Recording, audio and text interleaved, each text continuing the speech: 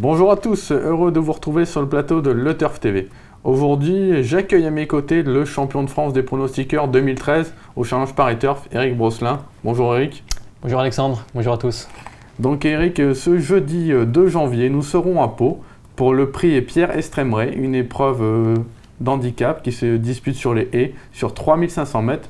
Il y aura 18 partants. C'est une épreuve réservée à des 6 ans et plus. Donc aujourd'hui, au sommaire de l'émission, l'analyse de la course par Eric, viendra ensuite notre bruit des pistes, son pronostic et le plus important, son conseil de jeu au 5 sur 5. Eric, on attaque d'entrée. Vous placez en tête le 8 Fullstone, une femelle qui a réalisé une très bonne rentrée. Ouais, excellente rentrée. Elle terminait d'édite d'ailleurs avec Si tu viens. Alors Si tu viens, il faut savoir qu'il a couru quelques jours après et qu'il s'est littéralement envolé. Donc je pense qu'on peut attendre de gros progrès de cette Fullstone. En outre, elle n'a jamais déçu sur le parcours. Elle a couru 4 fois. 4 fois à l'arrivée. Ouais. D'ailleurs, une très bonne réussite également sur l'hippodrome. Je crois qu'elle a 4 sur 5. Complètement.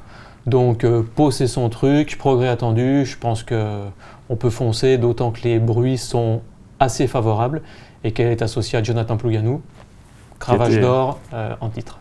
Qui est donc l'homme en forme de cette fin d'année, et on espère pour lui qu'il va démarrer 2014 comme il a fini 2013. Exactement. En deuxième position, encore une femelle. Décidément, Eric, vous êtes galant ce début d'année, avec le numéro 9, Symphonie d'Anjou. Elle a couru une fois à Pau, elle a gagné. Ouais, complètement. Bon, ça remonte, hein, c'était il y a 2 ans déjà. Maintenant, elle vient de montrer sa forme, puisqu'à Bordeaux-le-Bouscat, elle a terminé 3e, en s'inclinant vraiment de très très peu. Elle dépend d'une écurie en forme, celle d'Arnaud Chaillet-Chaillet. Comme vous l'avez dit, Pau, normalement, ça ne posera aucun problème. Dès lors, je la vois bien lutter au moins pour les places. Et puis quand on regarde sa musique, c'est vrai qu'en haie, en fait, elle a très rarement déçu. Elle déçoit quasiment jamais. Ouais. Ses petits échecs, c'était sur le steeple, comme l'a dit son entraîneur, sur les haies, et elle se transcende. Voilà, une rente. En troisième position, vous placez le 3 Moby, mais encore un spécialiste du parcours, hein, je crois qu'il doit avoir 6 sur 6. Il a 6 sur 6, exactement. Donc, 100% de réussite sur le parcours. En outre, on peut constater que Moby vient de terminer 2e. 2e derrière qui? Derrière Laneyev. Et Laneyev, depuis, a gagné un quintet. C'était à Cagnes-sur-Mer. Donc, la ligne me semble bonne. Même si ce jour-là, quand il était 2e de Laneyev, c'était à réclamer. On a vu que Laneyev, dans un quintet, il n'y avait aucun problème. Dès lors, Moby est vraiment sur son parcours. J'ai eu David Cotin au téléphone pas plus tard que ce matin. Il m'a dit, écoute, c'est simple, il m'a dit pour la victoire, on verra, mais il m'a dit c'est quasiment un coup sûr à l'arrivée. D'ailleurs, il y a une histoire un peu sympa de ce cheval-là, je crois que c'est Julien Philippon, il l'avait dans ses box avant, après il l'a racheté, c'est ça, non? Parce qu'il l'adore, tout simplement. Donc il n'a pas hésité à mettre un petit peu d'argent sur la table, et puis à le récupérer, parce que c'est vraiment son cheval de cœur. D'accord, donc là il pourrait refaire l'arrivée pour lui d'entrée donc. Ouais, je pense. En 4e position, vous avez placé le 12 Compatriote, c'est notre bruit des pistes. Hein. Jean-Laurent Dubord était vraiment très content de sa course de rentrée en dernier lieu, c'était un lot relevé. Il a bien fini ce jour-là. L'assouplissement du terrain va jouer en sa faveur. Et franchement, on sent un entraîneur très confiant dans cette épreuve. Ouais, très très confiant. En fait, sa dernière sortie, lors de sa rentrée, c'était le lot où Fullstone terminait 5e. Donc, étant donné que Fullstone, je la vois lutter pour la victoire, il me paraissait logique de mettre Compatriote en assez bonne position dans un pronostic. Je sais que oui, son entraîneur en attend une bonne performance. Il y a des bruits très favorables à son sujet. Donc Compatriote peut peut-être lutter pour la première place également. Lutter pour la première place, mais à une cote qui peut être intéressante. Ouais. D'accord, ça tombe bien, donc vous l'avez gardé très haut. En 5e position, le 13 Complicated, lui, il vient de gagner, je crois, à réclamer aussi. Ouais, Complicated de gagner, je ne sais pas. Mais par contre, Complicated adore Pau. Et l'an dernier, il avait terminé 3e d'un quintet sur ce parcours. Et à chaque fois, c'est un cheval qui finit très très vite ses courses. Il dépend de l'entraînement toujours redoutable de Jean-Yves Arthus, redoutable à Pau. À partir de là, je pense qu'il vient d'effectuer une rentrée. Il va courir en progrès là-dessus. Disons que s'il fournit la même valeur que l'hiver dernier, c'est un coup sûr à l'arrivée. Après, bon, il faut voir. Au niveau de sa forme, au niveau de la forme, on ne sait jamais. Le terrain l'avantagera. Hein, le terrain qui sera minimum collant va vraiment l'avantager. Donc, oui, si tout se passe bien, c'est lui aussi, disons, un coup sûr à l'arrivée. Que des coups sûrs pour Eric dans cette épreuve. On va attendre sa sélection tout à l'heure. On verra. Après, vous rachetez le numéro 1, le top weight, Safina de Carcer. Ouais, tout simplement parce que, disons qu'elle a peut-être déçu la dernière fois.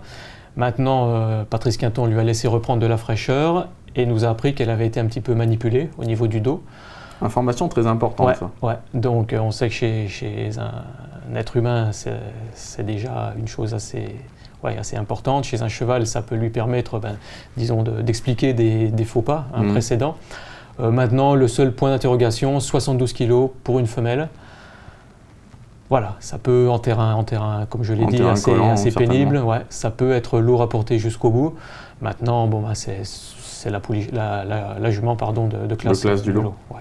Donc obligé de la garder en tout cas dans un pronostic logique, c'est normal de la garder.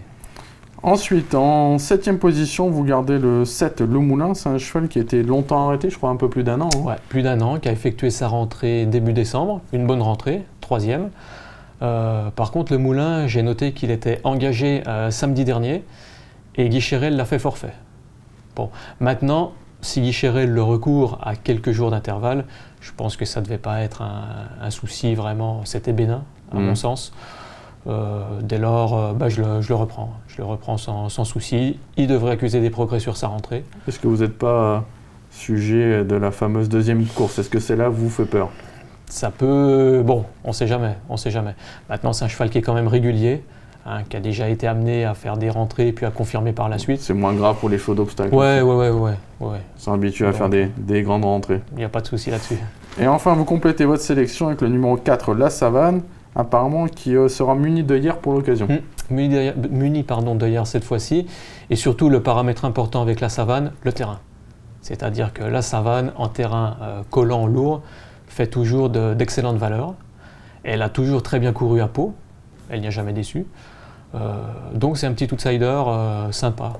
Pour pimenter un peu les rapports. Ouais. En bout de sélection, ça peut être marrant. D'accord. Écoutez Eric, maintenant on attend votre pronostic. Allez, on va mettre en tête donc, le numéro 8, Fullstone. Derrière le 9, Symphonie d'Anjou. Le 3, Moby. Le 12, Compatriote. Le 13, Complicated. L'As, Safina de Carcer. Le 7, Le Moulin. Et le 4, La Savane. Ensuite, donc, au niveau du conseil de jeu, au 5 sur 5, 3 bases, le 8, le 9, le 3. Derrière, on met le 12, le 13, l'As, le 7, le 4. On aurait rajouté 2 petits regrets d'Eric, le 5 et le 6, ce qui fait un jeu à 21 € à tarif plein. Donc, Eric commence confiant. Pas besoin de plus élargir. Eric est très confiant avec ses bases. Derrière les chevaux, il nous a donné des outsiders valables. On le rappelle, une cagnotte de un peu plus de 13 000 € à décrocher pour les amateurs, pour bien démarrer l'année. Ça mange pas de pain. Ça reste Pau quand même.